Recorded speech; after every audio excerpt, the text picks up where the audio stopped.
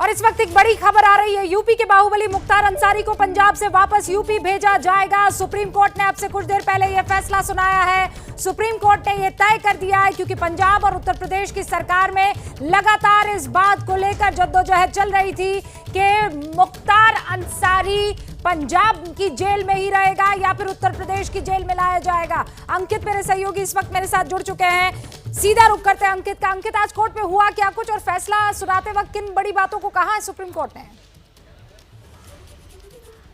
रूबिका, जो supreme court का जो मुख्य फैसला है, जो सुप्रीम कोर्ट ने जो ओपन कोर्ट में अनाउंस किया है, वो यही है कि मुख्तार अंसारी जो लगातार ये कह रहा था कि अगर यूपी भेजा जाएगा तो उसकी जान को खतरा हो सकता है, सुप्रीम कोर्ट ने उसकी उस दलील को खारिज किया और साफ तौर पर अपने फैसले में यही कहा है कि मुख्तार अंसारी को पंजाब की जेल से यूपी जेल भेजा जाएगा। और दूसरी महत्वपूर्ण चीज ये है कि प्रयागराज की जो एमपी एमएलए की जो विशेष अदालत होती है वो तय करेगी कि मुख्तार अंसारी को कौन सी कोर्ट में रखना है। लेकिन बड़ी खबर यही है कि पंजाब से मुख्तार अंसारी को यूपी भेजा जाएगा, क्योंकि लगातार यूपी सरकार ये कह रही थी कि यूपी में जो मुकदमे लंबित हैं, इस वजह से मुख्तार अंसारी ने जो है पंजाब जेल में खुद को सुरक्षित महसूस कर रहा है और पंजाब सरकार उसको जो है एक तरीके से बचा रही है। लेकिन मुख्तार अंसारी का ये कहना था कि अगर उसको यूपी भेजा जाता है तो उसकी जान को खतरा हो सकता है, क्योंकि यूपी सरकार उसके खिलाफ बदले की भावना से कार्रवाई कर रही है। लेकिन कोर्ट ने यूपी सरकार की दलील को सही माना है कि उसके खिलाफ यूपी में दर्जनों मुकदमे दर्ज हैं और उनकी मामलों की सुनवाई अटकी हुई है क्योंकि वो पंजाब की जेल में बंद है। और उसी आधार पर सुप्रीम कोर्ट ने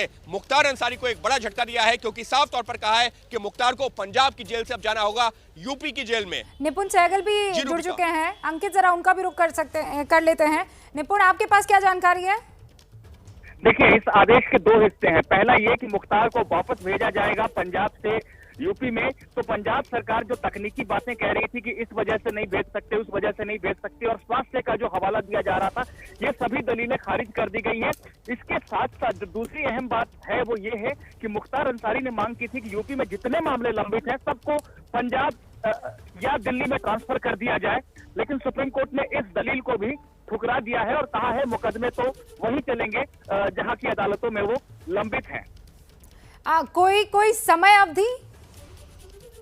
देखिए, सुप्रीम कोर्ट ने 2 हफ्ते का वक्त कहा है, लेकिन अभी ये बताया जा रहा है कि ये समय जो है 2 हफ्ते का नहीं 2 महीने का है।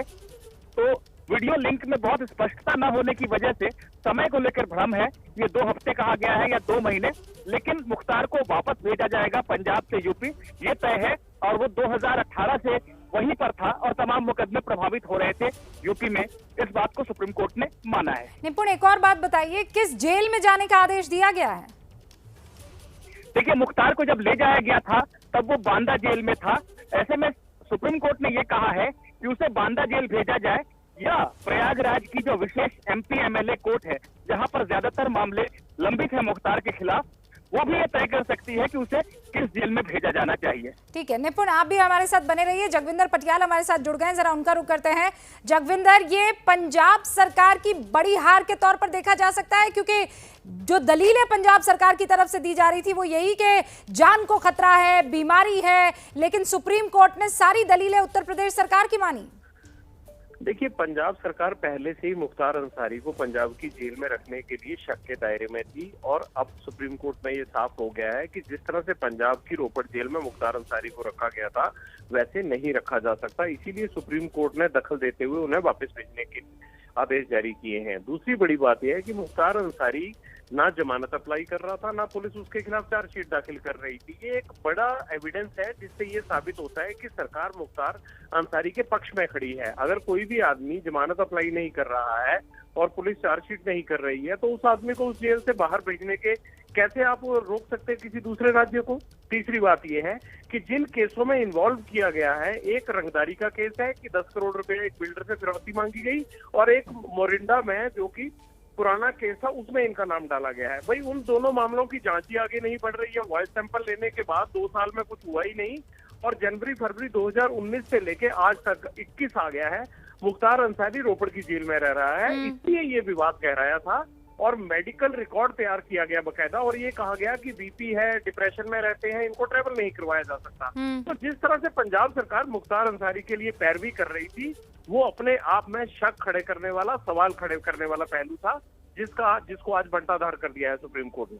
जगविंदर, बहुत बहुत शुक्रिया जानकारी के लिए। इस वक्त की ये बड़ी खबर है। जगविंदर पटियाल ने कहा कि शक का दायरा जरूर खड़ा हो रहा था, लेकिन सुप्रीम कोर्ट ने आज सब कुछ क्लियर कर दिया है। सुप्रीम कोर्ट ने यह आदेश दे दिया है कि मुख्तार अंसारी को उत्तर प्रदेश की जेल में शिफ्ट होना होगा। यूपी में तय होगा कि किस जेल में मुख्तार अंसारी को रहना होगा। यूपी भेजने का आदेश